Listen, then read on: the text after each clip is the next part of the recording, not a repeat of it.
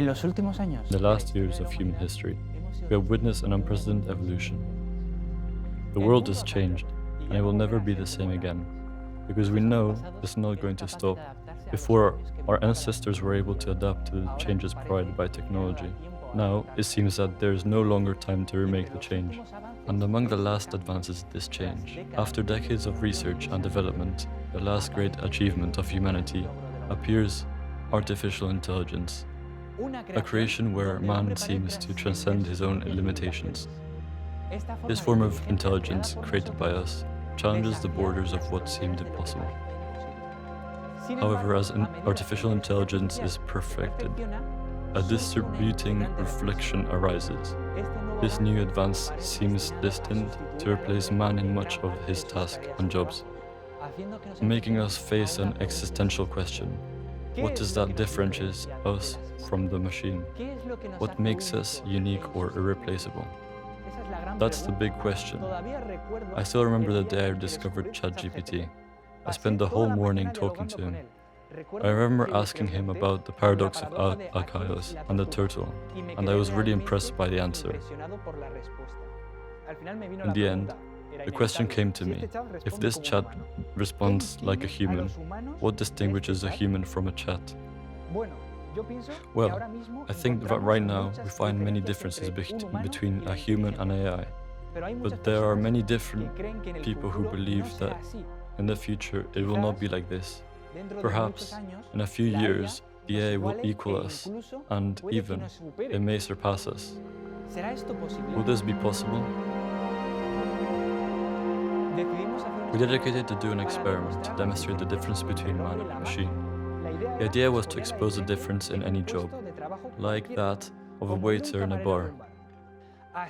So we came up with a great idea. We took some money and went for a drink in different bars.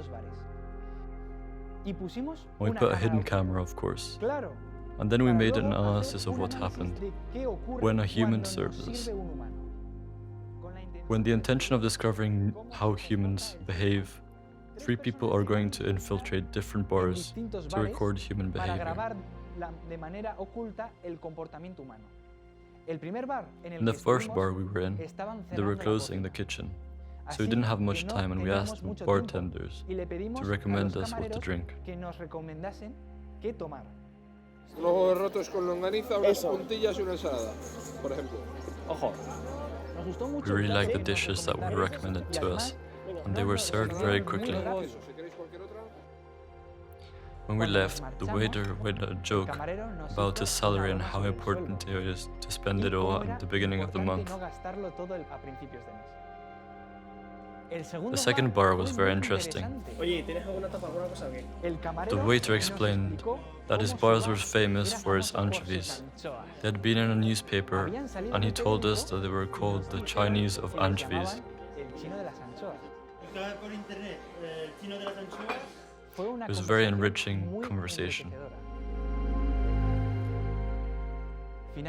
Finally, what happened to us in the third bar was very interesting. We were attended by no other than the owner.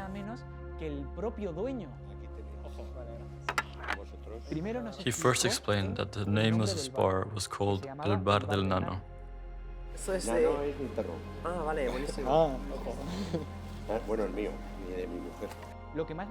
What I liked the most was that the owner explained to us how in the small bars a whole atmosphere was created around, where people knew each other and made social life. Los bares grandes tienen sus virtudes, pero los pequeños, enseguida la gente entabla relación y conversación. Thanks to the evidence of the infiltration in different bars, the following conclusions have been researched. In the first bar, the waiters managed to serve customers quickly, even though the kitchen was about to close.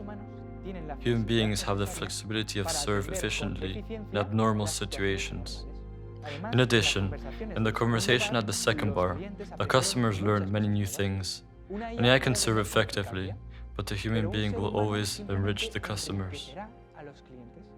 This also demonstrated in the conversation in the third bar, where the owner explains that customers do not go to the bar just to eat, but also to have a social experience from which they can be enriched.